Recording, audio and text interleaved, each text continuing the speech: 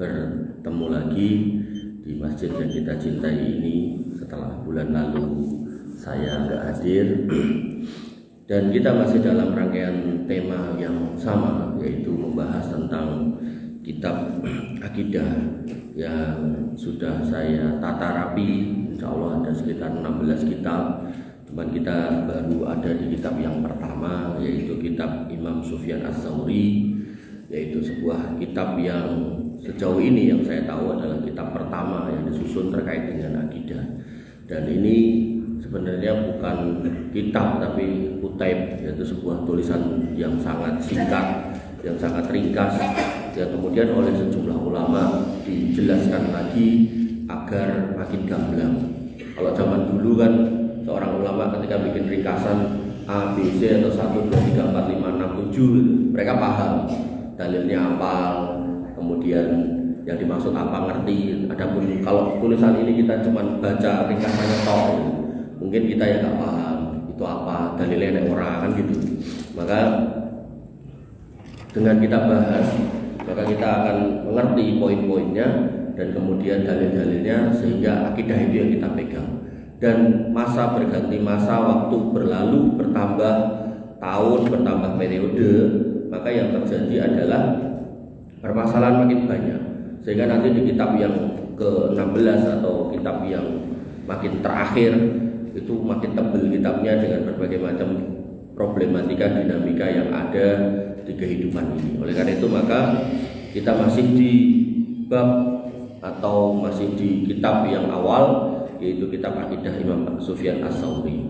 Saya ulangi sedikit gitu, bahwasanya kitab Imam Sufyan Ats-Tsauri ini adalah sebuah kitab yang ditulis oleh beliau Su'aib bin Muhammad bin Ar-Rajiyani, di mana beliau mengatakan bahwasanya Ali bin Harb Al-Muwassali, ya, beliau mengatakan kalau saya mendengar Su'aib bin Harb, jadi dari keluarga Harb, bahwasanya dia berkata, yaqulu qultu li Abi Abdillah Sufyan ibni Sa'id ibni Mundhir Ats-Tsauri.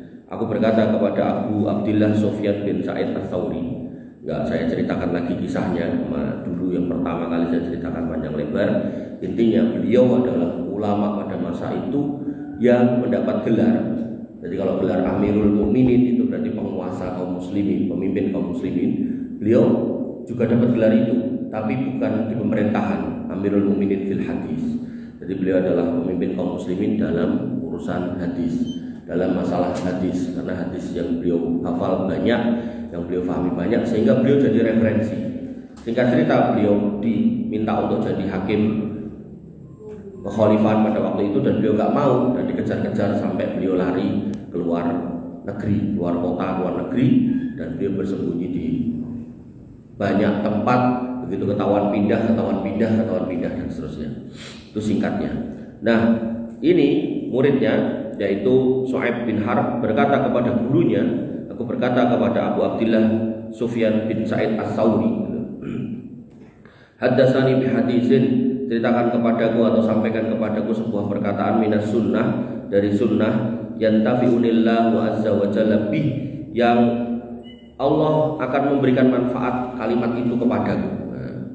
Fa idza waqaftu baina yadayillah, dan ketika aku berada di antara Allah Subhanahu wa taala, di hadapan Allah Subhanahu wa taala, tabaraka wa taala, wa sa'alani an, dan Allah bertanya tentang kalimat itu. Faqala li, kemudian Allah bertanya kepadaku tentang kalimat itu, min aina akhadta hadza, kowe kok iso ngomong kayak gini, dapat dari mana gitu kan. Qultu, maka aku akan mengatakan, ya Rabbi haddatsani bihadzal hadis Sufyan Ats-Tsauri. Wahai Allah, sesungguhnya aku mengucapkan ini karena perkataan ini aku ambil dari Sufyan Ats-Tsauri, wa akhadtuhu anhu, dan aku mengambil darinya, fa anjua ana wa tukhadha anta, dan engkaulah yang akan dimintai pertanggungjawabannya. Jadi ini seorang murid yang pintar ya. Jadi murid yang pintar bertanya kepada guru yang cerdas, dan pertanyaannya juga pertanyaan yang cerdas. Bahwasanya aku pengen punya peninggalan dari engkau wahai guruku, yang nanti kalau aku menghadap Allah, aku akan katakan ketika ditanya aku itu ini kau ngendi, aku akan katakan dapat dari engkau. Dan guru yang pintar nggak akan ngawur, nggak akan ngawur. Beliau akan menyampaikan poin-poin agama yang benar dan penuh kehati-hatian, nggak kayak sekarang. Sekarang banyak orang yang dididik, saya ijazahkan kepada Anda bacaan yang kalau Anda baca 1500 kali Anda terbebas dari utang. Saya ijazahkan kepada Anda bacaan yang kalau Anda ulangi 500 kali Anda akan punya anak yang banyak, akan punya duit yang banyak, akan bisa haji tahun ini, akan selamat dari ini selanjutnya, macam-macam. Itu kalau ditanya dalilnya mereka nggak bisa jawab, karena ya mereka mendapatkan katanya dari Rasul tapi pas lagi tidur. Ini dalil orang-orang sufi yang tidak bisa kita jadikan pegangan dalam beragama. Kurang tepat seperti itu, bahkan salah, bahkan cenderung keliru, bahkan bisa jadi sesat kalau memang isinya salah dan bertentangan dengan hadis sahih. Berbeda dengan Amirul Mukminin fil hadis, karena dia hafal banyak hadis, dia hafal banyak dalil, maka dia nggak akan pernah menyampaikan agama dengan cara seperti itu. Betul ya? Jadi enaknya atau ketika kita memahami agama ini pakai dalil, pakai dasar, itu kita kalau punya guru pun gurunya hati-hati. Gak kayak yang tadi yang saya contohkan gitu. Sampai ada seorang sufi itu sampai ngajari muridnya, kalau kamu punya masalah maka mintalah kepada Rasulullah gitu. Ya Rasulullah agisni, wahai Rasul berilah kemudahan kami dari masalah ini, kami beristighosah kepadamu, dan seterusnya. Itu jelas masuk dalam wilayah kesyirikan. Faqala li Sufyan, kemudian Sufyan mengatakan kepadaku, yaitu kepada muridnya tadi Su'aib bin Harb, apa katanya? Ya Su'aib, wahai Su'aib, hada tauqidun wa ayyu tauqidin uktub. Wahai Su'aib, ini sebuah penegasan, dan benar-benar ini sebuah penegasan. Ini menunjukkan penting banget, dan seorang guru akan berwasiat yang penting-penting, tulis uktub. Maka yang sudah kita pelajari, beliau memerintahkan yang pertama Bismillahirrahmanirrahim. Ya, tadi yang dijelaskan sama Ustaz Marwan gitu. Bahwasanya seorang muslim setiap kali melakukan sesuatu bismillah, makan bismillah, kemudian masuk kamar mandi bismillah. Cuman bismillah ya ada tambahan nih. Napa? Iya kan? Boten ngantuk berarti. Allahumma inni a'udzubika minal khubusi wal khaba'is. Kenapa? Karena di dalamnya ada al-khubus dan al-khaba'is, yaitu setan laki-laki dan setan perempuan. Jadi bismillah itu untuk yang baik-baik ya, Pak. Termasuk dengan lagi ngamuk-ngamuk bukan bismillah tapi napa? Tapi napa? Istighfar yang kita tahu. Yang lain? Kalau yang sesuai dengan dalil ta'awud, a'udzubillahi minasyaitonir rajim. Karena orang kalau ngamuk-ngamuk enggak ta'awudi, setannya kepeti terus. Akhirnya terjadilah apa yang kita lihat di TV, di berita online gitu. Pemukulan, penganiayaan, pembunuhan dan seterusnya. Jadi untuk yang jelek-jelek ta'awud ya. Jadi enggak bismillah, bismillah untuk yang baik-baik, makan gitu kan. Namun dan mau mendatangi pasangan ya, bismillah. Maka beliau memerintahkan tulis ya, yang pertama Bismillahirrahmanirrahim. Dan dengan kalau mendapati kitab-kitab para ulama yang tadi disampaikan sama Bobo Sidik tadi ya, dengan kalau scan insya Allah kitab-kitab para ulama itu selalu tertulis di depannya Bismillahirrahmanirrahim. Kemudian poin yang pertama yaitu apa? Al-Quran kalamullah ghairu makhluk minhu bada'a wa ilaihi ya'ud. Al-Quran itu kalamullah, bukan makhluk. Al-Quran itu firman Allah, bukan makhluk Allah. Beda. Makhluk sama kalam itu beda. Kalau makhluk itu berarti ciptaan Allah, yang artinya di situ ada kekurangan kayak kita, itu kan. Ada kekurangan, ada kesalahan, ada kekeliruan, ada kekhilafan. Tapi kalau kalamullah itu bagian dari sifat Allah yang bebas dari semua itu. Wa ilaihi ya'ud, dan kepadanya Al-Quran itu minhu bada'a, dari Allah Subhanahu wa taala Al-Quran itu bermula, diucapkan oleh Allah. Wa ilaihi ya'ud, dan kepadanya akan kembali. Wa man qala ghairu hadza fa huwa kafirun. Dan siapa yang tidak meyakini keyakinan seperti ini, maka syahadatnya dikhawatirkan bisa batal atau bisa kafir gitu. Dan ini dikatakan oleh orang-orang dikatakan oleh orang-orang Mulabiyah, orang-orang Mu'tazilah. Orang Mu'tazilah mengatakan Al-Quran itu makhluk, orang-orang Mulabiyah mengatakan Al-Quran itu hikayatullah, cerita dongeng dari Allah Subhanahu wa taala. Maka hal-hal seperti ini tidak boleh kita ikuti, dan sudah saya jelaskan panjang lebar. Kemudian yang kedua, poin yang kedua yang diminta oleh Sufyan Ats-Tsauri untuk ditulis oleh Su'aib bin Harb, yaitu al-imanu qaulun wa amalun wa niyatun. Yang namanya iman itu adalah ucapan, kemudian perbuatan dan niat. Jadi ucapan, perbuatan dengan anggota badan, kemudian niat di dalam hati. Nah nanti ada orang-orang yang ngucap tapi atine enggak sinkron. Ini orang-orang munafik. Ada orang-orang yang ra gelem ngucap ning atine iman, maka ini orang-orang kafir.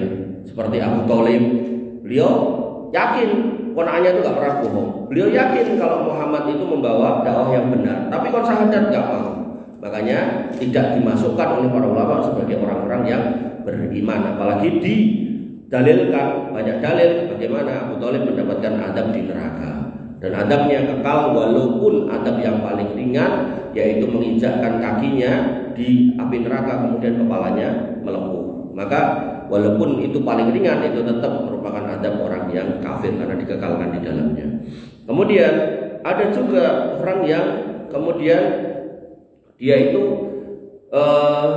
amalnya kayak orang Islam, tapi nggak mau mengucap dan nggak mau berniat. Nah, inilah orang-orang murni, orang-orang kafir. Orang-orang kafir, bagaimana kita lihat di negara-negara tertentu seperti Jepang misalnya itu, negaranya bersih, rapi gitu.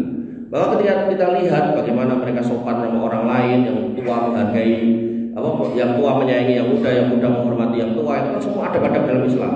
Tapi mereka nggak pernah mengucapkan kalimat syahadat dan nggak pernah di dalam hatinya tahu apa itu Islam, apalagi meyakini, maka yaitu kafir murni. Maka yang seperti ini tetap tidak dimasukkan dalam keimanan. Nah, orang yang beriman, dia bersyahadat, dia yakin di dalam hati, dan dia kemudian mengamalkan semuanya. Apa yang didakwahkan, apa yang disampaikan oleh Nabi SAW, dia kerjakan semampunya. Ittaqullah mastata'tum. Artinya kalau diperintahkan sholat 5 waktu, ya bukan berarti semampunya, mampu loro ya loro, buatan tetap 5. Lah konteks semampunya seperti apa? Perintahnya berdiri, gini, kalau jangan nggak sanggup berdiri, gini duduk itu. Jadi jangan dikurangi jumlahnya, jangan dikurangi cacai, tapi bisa dikurangi metodologinya ketika kita ada halangan. Kecuali manis tatoa ilaihi sabila, kecuali yang konteksnya adalah ada berbiaya dan dengan nggak mampu, seperti zakat kali haji. Kalau itu kan hukum asalnya perintahnya wajib buat yang mampu. Kok orang mampu, maka di situ tidak apa-apa. Tapi kok bapaknya ra mampu, anaknya mampu, maka anaknya wajib menghajikan bapaknya. Bapaknya sing urip, anaknya sing mampu ya sing urip, berarti anaknya wajib nyawani bapaknya. Bapaknya pas kaya ra mampu, anaknya ra mampu, begitu bapaknya sedo, anaknya dadi wong sugih, maka anaknya wajib membadalkan haji bapaknya. Waktu sugih anaknya ya urung haji, berarti anaknya mangkat dhisik. Berarti kalau mau badalkan gimana? Ya berarti mangkat meneh. Kalau sekali mangkat langsung loro niat godeke karo bapaknya boleh enggak? Enggak boleh. Jadi hati-hati dengan yang membadalkan haji.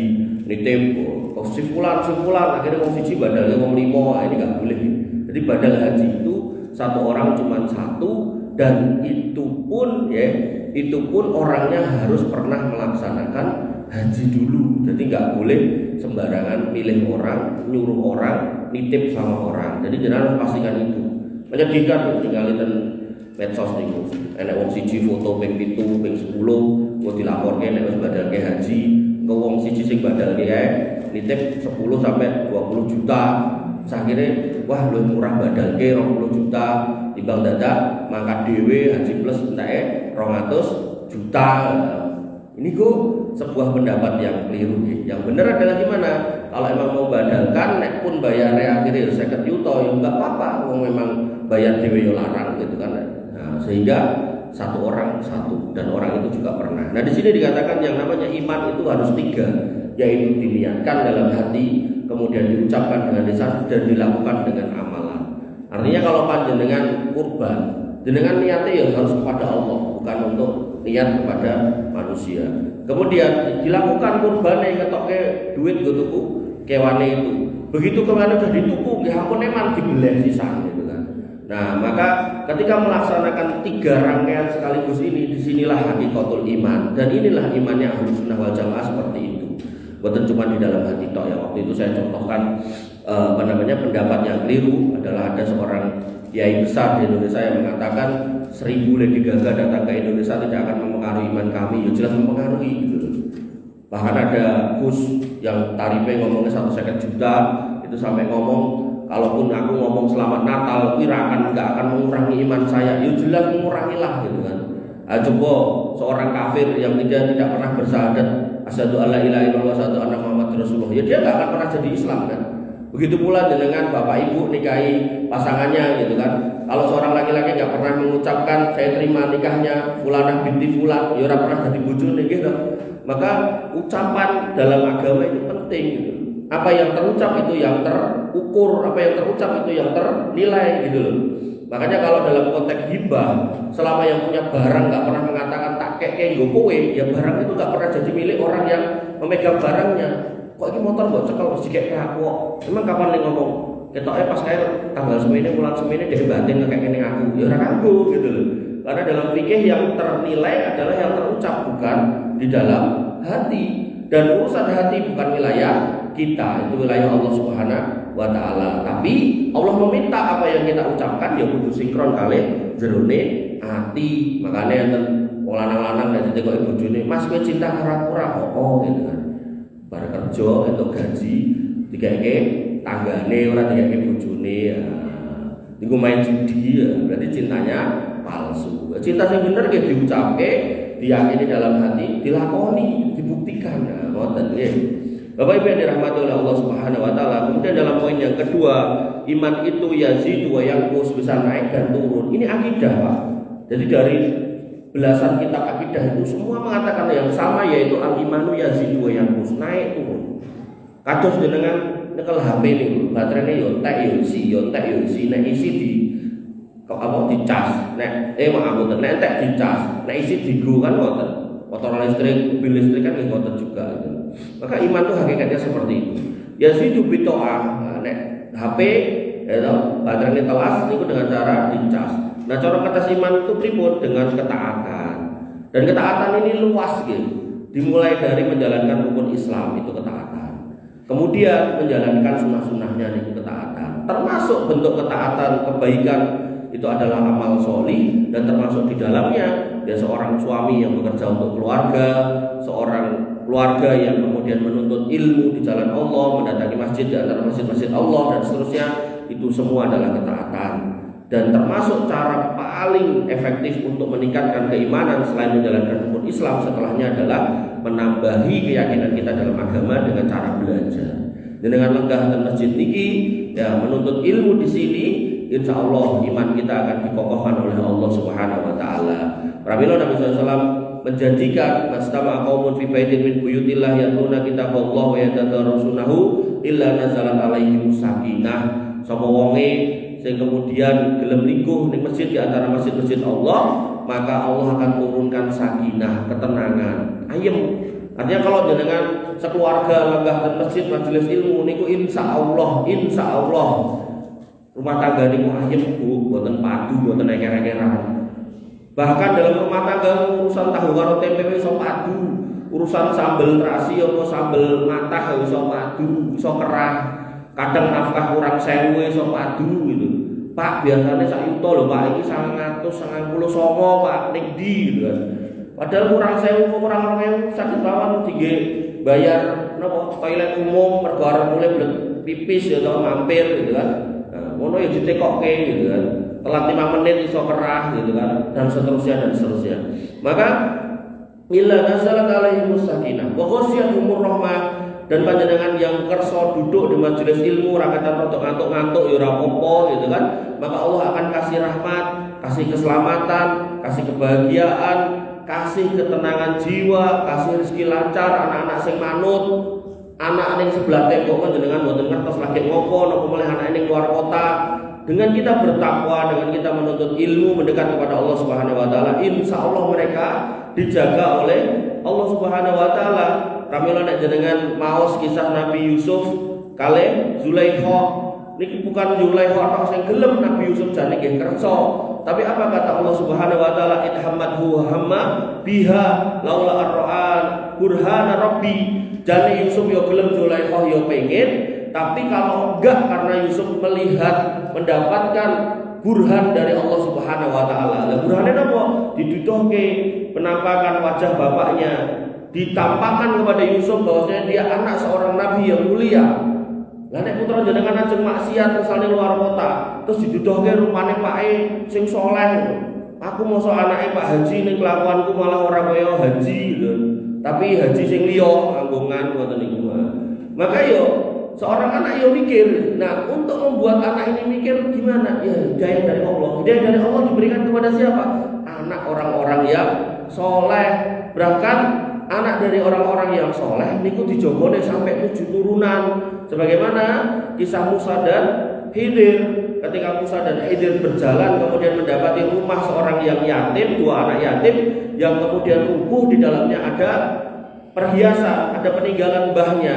Dan kemudian Allah memerintahkan 2 nabi ini untuk membangunkan temboknya agar peninggalannya wong tuane bisa terlindung. Musa bertanya, kenapa kita harus melakukan itu? Kata Allah Subhanahu wa taala, wa kana abuhuma sholihan. Karena bapak anak 2 ini wong soleh. Ibnu Katsir menjelaskan ini bukan bapaknya langsung, tapi bapak, kemudian mbah, kemudian buyut, canggah, wareng, munggah nganti ping 7. Niku napa nek munggah ping 7 niku? Degudak siwur, gantungan siwur lan sak piturute niku. Ini menunjukkan nek jenengan soleh sing dijogo mboten putra jenengan tok, putune, kemudian buyute, canggah, wareng lan sak piturute. Maka yang harus kita pahami, ya iman itu naik dan turun, itu akidah, dan kita sebagai seorang yang beriman harus menaikkannya dengan ketaatan, wa yang kusubil maksiat, dan menurunkannya dengan kemaksiatan. Makanya orang yang beriman berusaha menjauhi kemaksiatan semaksimal mungkin. Kalaupun akhirnya terjatuh dalam kemaksiatan, fatubu ilallahi taubatan nasuha, segera bertobat. Asa rabbukum ayyukaffiru ankum sayyi'atikum wa yudkhilkum jannatin tajri min tahtihal anhar. Agar Allah kemudian menghapus dosa itu dan kemudian mengampuni kita dan memasukkan kita ke dalam surganya yang di dalamnya ada sungai-sungai yang mengalir. Kemudian wala yajuzul qaul illa bil amal, dan ucapan gak sah kalau gak dilakukan. Nanti yang saya contohkan, ngomong cinta ning keluargane, ning bojone, ning entuk gaji malah mau main, kuwi cintane palsu. Kan ngoten. Banyak orang toh main judi, akhirnya terlilit utang cek kurang akeh dijerokke nganggo pinjol ra iso nyaur, akhirnya mumet, stres, bunuh diri. Berapa banyak laki-laki yang seperti itu, naudzubillah summa naudzubillah. Wala yajuzul qaul wal amal illa binniyat, dan tidak sah ucapan dan perbuatan kecuali dengan niat. Ini yang dilakukan oleh orang-orang munafik. Ngomong sama Nabi syahadat, diterima keislamannya, sholat bersama kaum muslimin, tapi kalau enek opo wae sing menimpa kaum muslimin, mereka paling duluan mencaci maki. Kalau ada hal-hal yang harus dikerjakan oleh kaum muslimin, mereka yang paling duluan gembosi. Kalau ada kebaikan yang diterima oleh kaum muslimin, mereka yang paling dulu ngece, ngelek-elek, olok-olok lan sapi turute. Inilah orang-orang munafik. Makanya orang munafik ini adalah orang-orang yang melapisi kekafirannya dengan keimanan, tapi Allah tahu isi hatinya sehingga mereka ditempatkan di dalam neraka, bahkan fidaril asfali minan nar, pada neraka yang paling rendah, pada neraka yang paling dalam, dan itu kekal di dalamnya. Nah, ini saya bahas di Masjid Taqwa Sumber Riku ya, sebagai trilogi 3 golongan orang yang masuk neraka selama-lamanya: orang musyrik, orang munafik, dan orang kafir. Maka yang harus kita pahami adalah jangan sampai kita termasuk orang kafir, atau termasuk orang munafik, atau termasuk orang musyrik. Kemudian wala yajuzul qaul wal amal wan niyah illa bi muwafaqati sunnah. Bahkan ya ada orang yang menyatakan keislaman ning sing dilakoni, sing diucapke enggak cocok kalih sunnah, enggak cocok kalih contohnya Nabi SAW, itu pun juga enggak keterima. Sholat ning ora madhep kiblat rasa. Sholat subuh diaturi loro tapi ping 3 ora kanggo. Sholat maghrib ngene ping 3 peh lagi seger waras, ping 5 ora sah. Jumatan kudune dina Jumat dhewe dina Kamis mboten kangge. Haji kudune mangkate ning Mekah, malah dhewe mangkate ning Karbala ora entuk. Ken umroh kedahe teng Mekah, malah dhewe ning India ya ora kanggo. Donga kudune marep Gusti Allah, dhek malah marep kuburan dalem ning wali-wali. boten ento lan sak piturute. Maka di sini dikatakan bahkan amal, niat dan perbuatan kalau nggak sesuai dengan contoh Nabi SAW, maka niku pun boten kangge. Nah itu sudah kita bahas panjang lebar. Nah saat ini kita bahas yang ketiga, 1, 2, 3. Dan karena ini ada sebab panjang, maka mungkin berbulan-bulan juga gitu kan. Nah yang ketiga yaitu tadi di kalimat terakhir, amal tidak sah illa bimuwafaqati sunnah, kecuali sesuai dengan sunnah. Nah Su'aib bin Harb bertanya gitu kan. Qala Su'aib bertanya, faqultu lahu, dan aku berkata kepada Sufyan Ats-Tsauri, wa ya Aba Abdillah, wahai Abu Abdillah Sufyan Ats-Tsauri, wa ma muwafaqati sunnah. Muwafaqati sunnah kuwi apa? Sing maksude mencocoki sunnah niku apa? Qala, kata Sufyan Ats-Tsauri, beliau mengatakan taqdimus shaykhaini, yaitu mengedepankan dua orang tua, yaitu Abi Bakar wa Umar radhiyallahu anhuma, mendahulukan dua orang tua yaitu Abu Bakar dan Umar bin Khattab radhiyallahu anhuma. Wa ya Su'aib la yanfa'uka ma katabtu hatta tuqaddima Utsman wa Aliyan ala man ba'dahu. Wahai Su'aib bin Harb, maka tidaklah bermanfaat untukmu apa-apa yang kau tulis sampai engkau mendahulukan Utsman dan Ali atas semua yang setelah mereka berdua. Artinya di sini ada 4 khulafaur rasyidin yang diutamakan ya sebelum para sahabat. Jadi sahabat itu sebuah kumpulan orang-orang beriman yang menyaksikan Nabi SAW. Nanti kita jelaskan panjang lebar. Dan di antara mereka yang paling utama adalah khulafaur rasyidin. Dan antara khulafaur rasyidin yang paling utama adalah Abu Bakar dan Umar. Baru kemudian disusul Utsman dan Ali. Ini akidah. Karena nanti akan muncul sejumlah orang yang mengaku Islam, mengaku beriman, tapi mencaci maki Abu Bakar As-Siddiq, bahkan mencaci maki Utsman, bahkan mencaci maki anaknya Abu Bakar yaitu Aisyah radhiyallahu anha, sampai dimasukkan dalam syahadat mereka.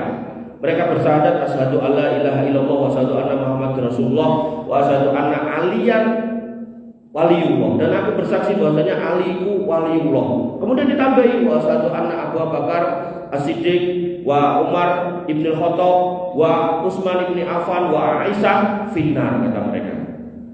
3 orang ini dimasukkan dalam neraka ditambahi Aisyah radhiyallahu anha. Maka ketika seorang bersyahadat seperti ini jelas bertentangan dengan akidah seorang muslim. Bapak Ibu yang dirahmati oleh Allah Subhanahu wa taala, maka poin yang ketiga ini adalah muwafaqatus sunnah, yaitu mencocoki apa yang dilakukan, apa yang dituruti, apa yang kemudian dicontohkan oleh khulafaur rasyidin yang 4, Abu Bakar, Umar, Utsman dan Ali radhiyallahu anhu. Makanya Nabi SAW mengatakan, alaikum bisunnati wa sunnatil khulafair rasyidin al-mahdiyyin. Kalian berpeganglah pada sunnahku, pada ajaranku, dan pada ajaran atau sunnah yang disampaikan oleh khulafaur rasyidin al-mahdiyyin. Jadi agama itu diambil pertamanya yaitu dari Al-Quran, kemudian keduanya dari Al-Hadis. Kemudian ketika Al-Hadis ini sudah, maka langkah yang ketiga yaitu diambil dari sunnah khulafaur rasyidin. Kemudian baru yang keempat dari ijma' para ulama. Artinya kalau kemudian suatu ritual, suatu tata cara dalam agama ini dicontohkan oleh khulafaur rasyidin, maka syariat membolehkan atau memerintahkan kita untuk mengikutinya. Contoh, misal contoh, Nabi SAW mencontohkan sholat tarawih itu cuma pada malam yang ke-25, 27 dan 29, 3 malam tok. Kemudian berlalu Nabi SAW wafat, kemudian khalifah dipegang oleh Abu Bakar As-Siddiq. Semasa Abu Bakar As-Siddiq, mereka para sahabat tidak menjalankan sholat tarawih secara berjamaah, tidak. Kemudian mereka menjalankan niku do blentong-blentong ngoten ya, cara jamaah ten mriko. Jadi jamaah ini dewi-dewi mboten bareng ngoten. Sampai akhirnya masuk pada kekhalifahan Umar bin Khattab radhiyallahu anhu. Disitulah kemudian mereka dikumpulkan oleh Umar bin Khattab untuk satu jamaah bareng imam tunggal. Kemudian barulah muncul kalimat yang terkenal, nikmatul bid'ah hadi. Bid'ah yang paling nikmat, paling baik itu ini. Nah, cuman sayangnya oleh sebagian kaum muslimin terus tidak ada dalil berarti ento gawe bid'ah. Bantahannya adalah khulafaur rasyidin yang 4 itu boleh membuat ritual yang menurut mereka baik, tapi khulafaur rasyidin yang 4. Dalilnya apa tadi? Alaikum bisunnati wa sunnatil khulafaur rasyidin al-Mahdiyin. Sehingga ketika sholat jamaah tarawih itu terjadi, sejak Khalifah Umar bin Khattab memberikan perintah untuk menjalankannya, maka itu dilaksanakan sampai hari ini dan insya Allah sampai hari kiamat. Hanya saja tadi bukan dalil dari kita yang bukan ulama Rasyidin terus boleh gawe aneh-aneh neko-neko. Makanya ada orang yang kemudian kita kasih kritikan, ini kuburan ini seorang usah dadak ini dadak ngono. Dia malah jawab, nggak kayak sudah kau untuk orang, yo itu, maca Quran itu orang, itu, maca tahlil itu orang, itu. Nah, nek kabeh itu mau mbok larang. Loh, masalahnya bukan ibadah satu-satu ini loh. Nek dikumpulke terus kudu dilakoni ning kuburan, ya, itu kan perlu contoh. Itu nggak pernah dicontohkan, dan nggak pernah dicontohkan maka berlaku dalil man amila amalan falaisa lahu amruna fahuwa raddun. Sapa wong sing ngamal dan amal itu nggak pernah kita contohkan, ya pasti ditolak. Kuburan sejak zaman Nabi itu napa mboten? Enten napa mboten? Enten. Nah, kalau kuburan sejak zaman Nabi ada, maka pertanyaannya para sahabat sama kita kira-kira lebih dekat kepada Nabi mereka atau kita? Mereka. Kalau mereka lebih dekat, mereka itu punya perkataan yang selalu dikedepankan, yaitu apa? Laukana khairan lasabaquna ilai. Sekiranya perbuatan itu baik, kami akan mendahului kalian. Sekiranya amalan itu baik, kami akan mengerjakan duluan. Ini menunjukkan tabiat para sahabat itu selalu melakukan kebaikan lebih dulu daripada umat-umat setelahnya. Makanya Nabi mengatakan khairul quruni qarni tsumma alladziina yalunahu tsumma alladziina yalunahu. Sebaik-baik masa itu masaku ketika aku ada dan para sahabat, kemudian setelahnya. Makin kesini berarti makin banyak fitnah, makin banyak kesalahan. Sehingga kalau para sahabat itu adalah orang terbaik dan kuburan sejak zaman itu sudah ada, kalau memang benar amalan tadi itu sodako, maca tahlil, kemudian maca Quran di kuburan, bengi kuburan, kalau memang itu benar baik, maka tentu sudah dilakukan oleh para sahabat. Faktane boten. Ketika boten, ya berarti itu bukan sunnah. Makanya tadi Sufyan Ats-Tsauri mengatakan wala yasihul atau wala yajuzu al-amal wal qaul, kemudian wa niyah illa bi muwafaqati sunnah. Sing jenenge niat, omongan kali perbuatan niku boten kangge nek boten cocok kali sunnah. Ngoten. Nah, sunnah di sini yaitu sunnah para nabi dan sunnah khulafaur Rasyidin. Artinya jenengan nek salat tarawih berjamaah niku mencocoki sunnah khulafaur Rasyidin al-Mahdiyin niki menika Abu Bakar As-Siddiq, insyaallah berpahala dan sesuai dengan sunnah. Nah, penjelasan panjangnya niku tadi lagi ceritane gitu kan. Maka penjelasan panjangnya yaitu kita membahas yaitu siapa saja sahabat. Dikatakan dalam kitab Mu'jamul Wasit ya disebutkan bahwasannya sahabahu ialah rafaqahu yang menemani. Kemudian istashaba syai'an artinya yaitu lazamahu menyertainya. As-sahib yaitu seorang sahabat artinya adalah al-murafiq yaitu yang menemani. Pemilik sesuatu, pelaksana suatu pekerjaan dan juga dipakai juga untuk orang yang menganut suatu madhab atau pendapat tertentu. Jadi sahibul madhab atau sahibul bait berarti pemilik rumah, pemilik madhab dan seterusnya. Maka as-sahabiyyu yaitu seorang sahabat ialah orang yang bertemu Nabi. Itu dulu harus ketemu Nabi. Kemudian setelah ketemu dia beriman. Jadi ada orang yang ketemu neng orang iman, Abu Jahal, Abu Lahab itu gak beriman, maka bukan sahabat. Kemudian iman di sini kembali ke yang depan tadi, dalam hati mengakui, kemudian diucapkan dengan lisan dan perbuatannya masuk. Maka ada Abdullah bin Ubay bin Salul, dia secara lisan mengucapkan, secara perbuatan ngamalnya kayak amalnya orang beriman, tapi niatnya hatinya enggak, sehingga dia tidak disebut sahabat tapi disebut tokoh orang munafik. Maka ini bukan sahabat.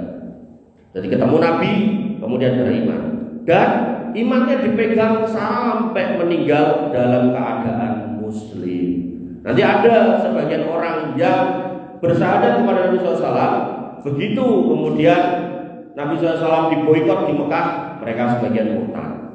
Ada juga yang kemudian bersyahadat beriman kepada Nabi SAW, begitu Nabi SAW melakukan Isra Mi'raj, mereka dikompori loh. Nabi Mus edan, mosok seorang manusia munggah ning langit, balik meneh medhuk, kemudian bengi kuwi juga tekan Masjidil Aqsa. Nah, akhirnya dia mikir dengan logikanya, berarti nggak masuk akal, akhirnya murtad meneh. Nah, ada orang yang seperti itu. Maka itu tidak masuk dalam kategori sahabat. Jadi sahabat adalah orang yang ketemu dengan Nabi, beriman dan meninggal dia dalam kondisi iman. Ada juga yang dia beriman pada zaman Nabi, ini nggak ketemu Nabi, tapi nggak pernah dimasukkan oleh para ulama sebagai sahabat. Contohnya Syed Uwais Al-Qarni. Uwais Al-Qarni itu ketika ada sahabat yang dikirim ke Yaman untuk berdakwah, dia bersyahadat. Kemudian dia datang ke Madinah, pas datang ke Madinah Nabi boten enten. Ngenteni ora teko-teko nabinya boten dugi-dugi, boten rawuh. Akhirnya karena beliau duwe sanggeman ngurusi wong tuane, ngurusi sibuke, beliau kemudian balik ke Yaman. Nah, padahal beliau beriman pada masa Nabi SAW. Ning karena nggak pernah ketemu dengan Nabi SAW, maka tidak dimasukkan dalam standar atau dalam level sahabat. Beliau masuk di tabi'in. Bapak Ibu yang dirahmati oleh Allah Subhanahu wa taala. Nah, itu definisi sahabat. Nah, para sahabat memiliki sifat yang utama. Itu ditegaskan di dalam Quran surat Al-Fat. Jadi nanti ada ayat-ayat yang menegaskan keutamaan para sahabat. Salah satunya adalah Quran surat Al-Fat ayat 29. Muhammadur Rasulullah walladzina ma'ahu asyidda 'alal kufari ruhama bainahum tarahum ruk'an sujada yabtaguna fadlan minallahi wa ridwana. Muhammad itu adalah utusan Allah dan orang-orang yang bersamanya. Berarti yang menyertai Nabi sinten sahabat. Jadi nggak ada yang menyertai Nabi dalam kondisi keimanan kecuali para sahabat. Tentu iman yang saya maksud iman dari dalam hati, diucapkan dengan lisan dan kemudian dibuktikan dengan amal perbuatan. Karena ada yang menemani Nabi tapi belum syahadat, Abu Thalib itu bukan sahabat. Walaupun keluarga Nabi itu juga tidak masuk dalam wilayah orang beriman.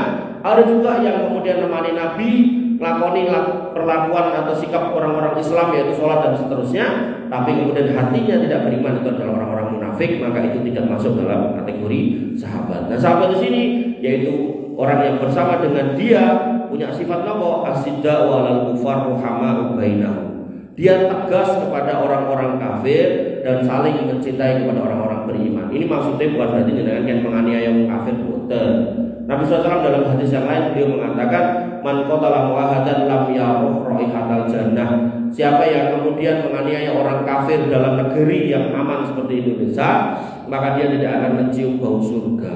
Lah maksudnya asyidda walal kufar ruhamau bainahum nopo?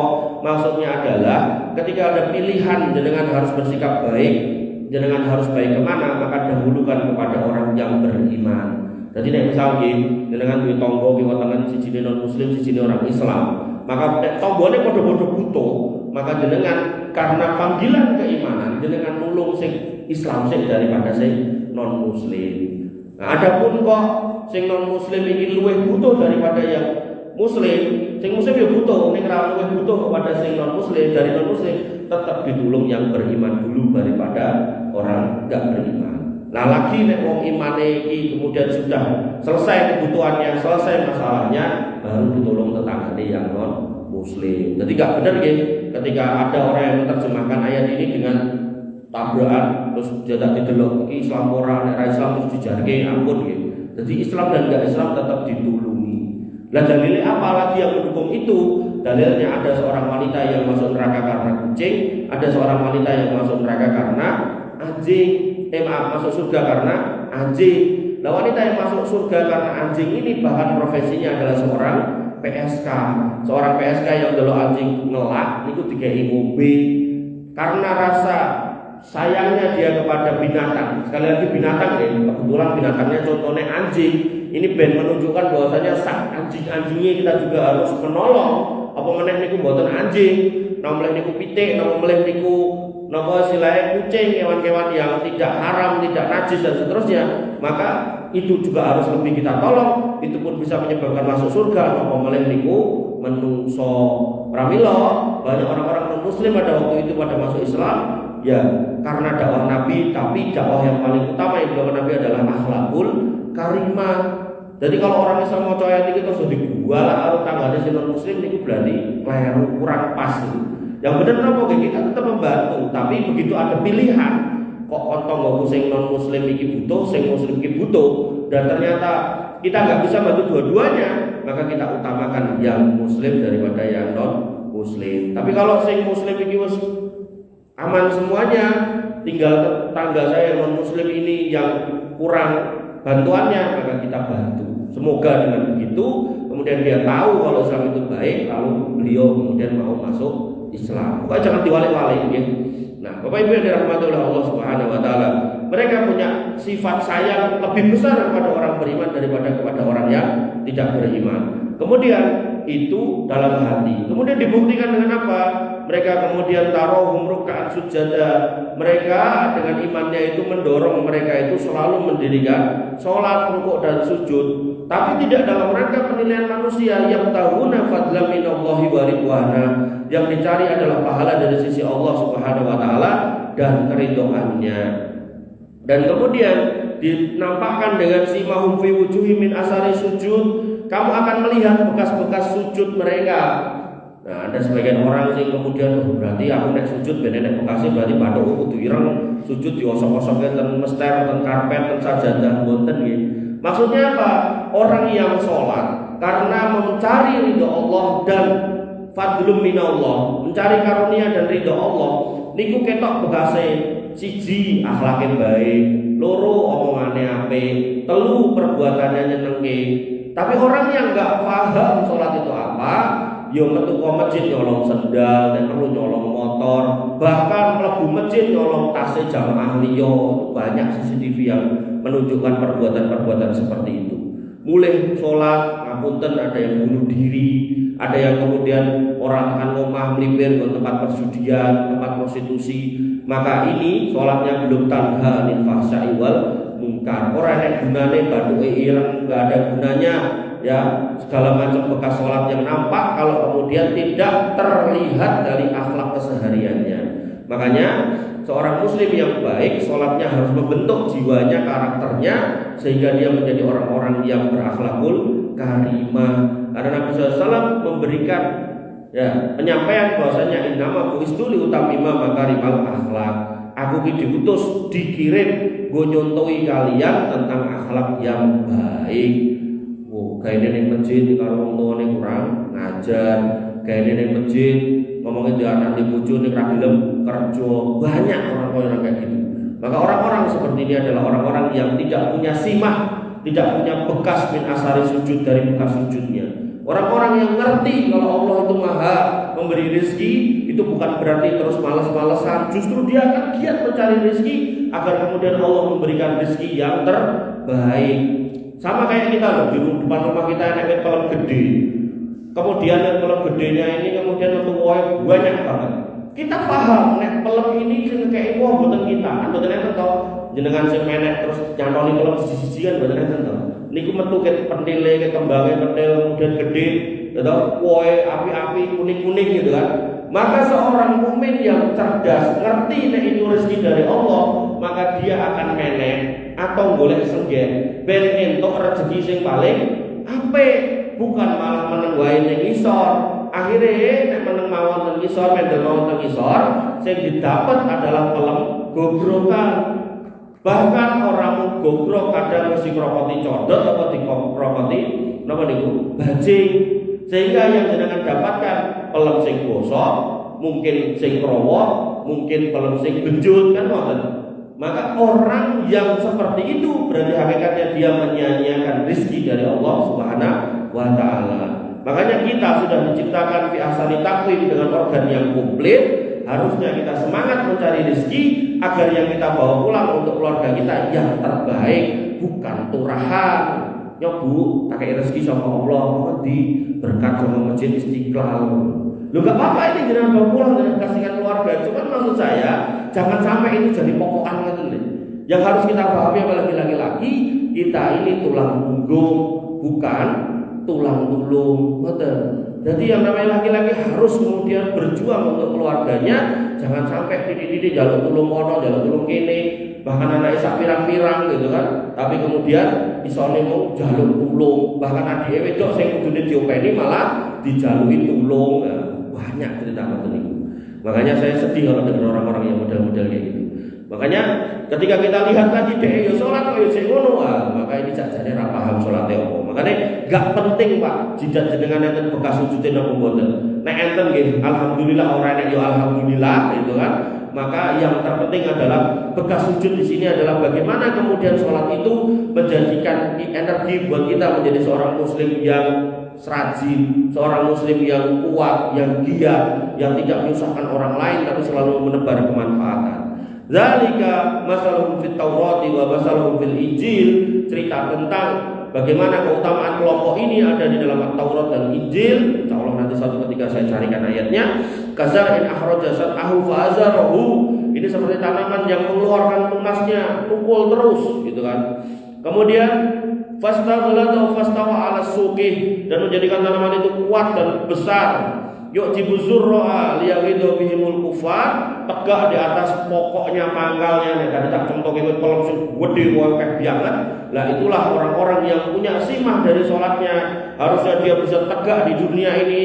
Ketika kuat akarnya, keterjang angin dia tetap kokoh, keterjang fitnah dia tetap kuat, dirasani wong ini sedek orang bakal goyah, dan kemudian dia tetap menebarkan manfaat dengan ngetok wong peleme tadi. Monggo ya ketemu kita ya males menek wegah, alasane gedut kados kula, golek sengkek ya wegah, alasane ra duwe sengkek padahal milih ya iso, golek ondo wegah, alasane ra duwe ondo padahal milih tanggane ya kena gitu kan. Paling gampang ngenteni ning sore, akhire nggih tawau entuk turahan to, daerah turahan codot ya turahan bajing, nek ora ya turahan set segala macam, akhire entuk barang-barang rusak bar kuwi ngeluh, Gusti Allah makai aku barang sing kaya ngene. Padahal itu pilihan kita. Bapak Ibu yang dirahmati oleh Allah Subhanahu wa taala, liyaghidu bihimil kufar. Dan orang-orang kafir itu kalau melihat orang-orang yang beriman kokoh di atas keimanannya, mereka akan keder, mereka akan mikir-mikir, mereka akan jengkel hatinya gitu. Makanya ada orang yang mengatakan ya, ketika orang Islam itu terhina di sana dan di situ, dihina oleh orang-orang non-muslim, itu hakikatnya bukan dengan ngapunten, bukan dengan kemudian menunjukkan spanduk-spanduk pripun wonten-wonten, tapi tunjukkan topi di masjid niku kebak nek pengajian, di masjid niku nek pas wayah subuh niku kebak jamaah. Nek itu nanti terjadi agar pengajian kebak, agar salat subuh kebak, agar enek hal-hal kebaikan kebak, maka insya Allah wong kafir itu deloke keder. Makanya dalam konteks sholat Idul Adha Idul Fitri, orang beriman perempuan walaupun dalam kondisi haid tetap dikan pedal, walaupun tidak bersama dalam shaf tapi kan tengguri dewe. Maksudnya adalah untuk menunjukkan kepada orang-orang kafir bahwasanya kita itu banyak dan kita itu saling mendukung sama satu sama lain, dan itu adalah syiar dalam agama kita. Wa'adallahu alladziina aamanu wa 'amilus shalihat minhum maghfiratan wa ajran 'azima. Dan Allah menjanjikan kepada orang-orang yang beriman dan mengerjakan amal yang soleh, yaitu para sahabat tadi, di antara mereka ampunan dan pahala yang besar. Bapak Ibu yang dirahmati oleh Allah Subhanahu wa taala, mungkin ini dulu yang bisa saya sampaikan. Intinya ini ayat mendukung keberadaan para sahabat. Nanti kita jelaskan lebih dalam dan insya Allah itu bisa berlangsung berbulan-bulan karena jadwal saya cuma sebulan sekali di sini. Poinnya adalah pada akidah yang ketiga, poin yang ketiga, yaitu tentang muwafaqatis sunnah. Amal itu gak akan diterima kalau gak sesuai dengan sunnah. Sufyan Ats-Tsauri rahimahullah taala sebagai Amirul Mukminin fil hadis menegaskan bahwasanya muwafaqatis sunnah itu selain mengikuti Nabi SAW juga mengikuti khulafaur rasyidin yang diurutkan, yaitu Abu Bakar, Umar, Utsman dan Ali radhiyallahu anhu. Yang mana kemudian ayatnya tadi yaitu Quran surat Al-Fat ayat yang ke-29, yaitu Muhammadur Rasulullah walladzina ma'ahu asyidda'u 'alal kuffar rahama'u bainahum tarahum ruk'an sujada yaqtaguna fadlan minallahi wa ridwana simahum fi wujuhihim min athari sujud dzalika masalun fit Taurati wa masalun fil Injil kazar'in akhraja sat'ahu fa'azarahu fastaqlada fastawa 'ala suqih yujibu zurra aliyaghidu bihimul kufar wa adallahu alladzina amanu wa 'amilus shalihat minhum maghfiratan wa ajran 'azima. Itu dulu. Nanti kita jelaskan lebih dalam agar kemudian kita makin paham akidah Islam yang benar seperti apa. Kitab ini selesai, nanti kita geser ke kitab Imam Ahmad bin Hanbal. Kitab Imam Ahmad bin Hanbal selesai, kita geser ke kitab Imam Al-Muzani, muridnya dari Imam As-Syafi'i. Karena nanti di Indonesia ada orang yang mengatakan kami bermadzhab Syafi'i, tapi akidah kita mengikuti Imam Asy'ari dan seterusnya. Bener apa enggak omongan kayak gitu, nanti kita timbang. Wabillahi taufiq, kita tutup dengan doa nggih. Panjenengan aminkan agar kemudian pertemuan kita menjadi pertemuan yang lebih berbarokah, menjadi oleh-oleh kita di satu minggu yang akan datang. Semoga Allah kemudian berikan rahmat kepada kita semua sampai akhir hayat kita. Bismillahirrahmanirrahim. Alhamdulillahirabbil alamin, hamdan sakirin hamdan naimin, hamdan yuafi ni'amahu wa yukafi mazidah. Ya Rabbana lakal hamdu kama yanbaghi li jalalika wa azimi sultanik. Rabbana lakal hamdu anta nurus samawati wal ardi wa man fina wa lakal hamdu la ilaha illa anta subhanaka inna kunna minadh dhalimin wa illam taghfir lana wa tarhamna lanakunanna minal khasirin. Allahumma ighfir lil muslimina wal muslimat wal mu'minina wal mu'minat al ahya'i minhum wal amwat innaka sami'un qaribun mujibud da'wat wa ya qadiyal hajat. Rabbana zalamna anfusana wa illam taghfir lana wa tarhamna lanakunanna minal khasirin. Rabbana ighfir lana dzunubana wa li ikhwanina alladziina sabaquna bil iman wa la taj'al fi qulubina ghillan lil ladziina amanu rabbana innaka ra'ufur rahim.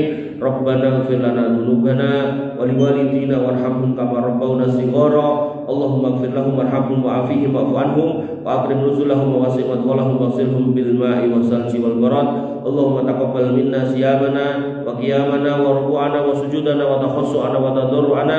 La ilaha illa anta subhanaka inna kunna minadh dhalimin wa illam taghfir lana wa tarhamna lanakunanna minal khasirin. Allahumma arhamna ya arhamar rahimin, faghfir lana ma qaddamna wa ma akharna wa ma a'lanna wa ma asrarna wa ma anta a'lamu bihi minna. La ilaha illa anta subhanaka inna kunna minadh dhalimin wa illam taghfir lana wa tarhamna lanakunanna minal khasirin. Rabbana hab lana min azwajina wa dhurriyyatina qurrata a'yun waj'alna lil muttaqina imama. Allahumma ij'alna muqimina shalah min dhurriyyatina rabbana wa taqabbal du'a. Allahumma ij'al hadzal baladan aminan mutma'innan warzuq ahlahu minas samarati wajnubna wa banina an na'budal asnam. Allahumma aminna fi awtanina wa aslih a'immatana wa ulata umurina ya arhamar rahimin irhamna. Faghfir lana ma qaddamna wa ma akharna wa ma a'lanna wa ma asrarna wa ma anta a'lamu bihi minna. La ilaha illa anta subhanaka inna kunna minadh dhalimin wa illam taghfir lana wa tarhamna lanakunanna minal khasirin. Allahumma a'izzal islam wal muslimin wa adil asyirka wal musyrikin wa dammir a'da'aka a'da'ad-din ya arhamar rahimin ya dzal quwwatal matin. Allahumma ansuril ikhwanana al mustad'afina fi Filistin. Allahumma ansuril ikhwanana al mustad'afina fi kulli makan fi kulli zaman ya dzal jalali wal ikram. Allahumma shfi mardahum wasfi jarhahum wa taqabbal suhada'ahum ya dzal jalali wal ikram. Allahumma ja'alna ma'hum minhum ya arhamar rahimin. Allahumma adil syirka wal musyrikin. Allahumma 'alaika bil yahud. Allahumma 'alaika bil yahud fa innahum qaumud dhalimun fa innahum qaumul fasiqun fa innahum qaumul 'adun ya dzal jalali wal ikram. Rabbana atina min ladunka rahmah wa hayyi' lana min amrina rasada. Rabbana atina ma wa'adtana ala rusulika wa la tukhzina yaumal qiyamah innaka antas sami'ud du'a innaka la tukhliful mi'ad. Allahumma arinal haqqa haqqan warzuqna ittiba'ah wa arinal batila batila warzuqna ijtinabah. Allahumma ihdinas siratal mustaqim siratal ladzina an'amta 'alaihim ghairil maghdubi 'alaihim waladdallin. Amin. Allahumma inna nas'alukal jannah wa na'udzubika minan nar. Allahumma inna nas'alukal jannah wa na'udzubika minan nar. Allahumma inna nas'aluka ridhaka wal jannah wa na'udzubika min sakhatika wan nar. Allahumma adkhilnal jannah wa akhrijna minan nar. Allahumma inna nas'aluka ridhaka wal jannah wa na'udzubika min sakhatika wan nar. Allahumma inna nas'alukal jannah wa ma qarraba ilaiha min qawli wa amal wa na'udzubika minan nar wa ma qarraba ilaiha min qawli wa amal. Ya Ghaniyyu ya Hamid, ikfina bihalalika an haramik wa aghnina bifadlika amman siwak. Allahumma qdi duyunana wasfi mardana. Allahumma aksir auladana wa aksir amwalana wa barik lana fima ataitana ya arhamar rahimin ya dzal jalali wal ikram. Allahumma inna na'udzubika min fitnatil mahya wal mamat wa na'udzubika min fitnatil masiihid dajjal wa na'udzubika min adzabi jahannam wa min fitnatil qabri wa na'udzubika min adzabin nar ya arhamar rahimin. Allahumma inna na'udzubika minar riba wa na'udzubika minaz zina wa na'udzubika minad dain wa ghalabatid dain wa na'udzubika minal ma'sami wal maghram ya arhamar rahimin. Iqdi duyunana ya arhamar rahimin. Allahumma inna na'udzubika minar riya wa na'udzubika minas sum'ah wa na'udzubika minas syirki wa na'udzubika minadh dhulmi wa na'udzubika minal kibri wa na'udzubika min su'il akhlaq wa na'udzubika min su'il khatimah wa ya khairar raziqin Allahumma arzuqna husnal khatimah Allahumma arzuqna husnal khatimah Allahumma arzuqna husnal khatimah Rabbana atina fid dunya hasanah wa fil akhirati hasanah wa qina adzabannar wa qina adzabannar wa qina adzabannar wa akhiru da'wana alhamdulillahi rabbil alamin wa sallallahu ala nabiyyina Muhammadin wa ala alihi wa sahbihi wa sallim ajmain. Akhiru kalam subhanakallahumma bihamdika asyhadu an la ilaha illa anta astaghfiruka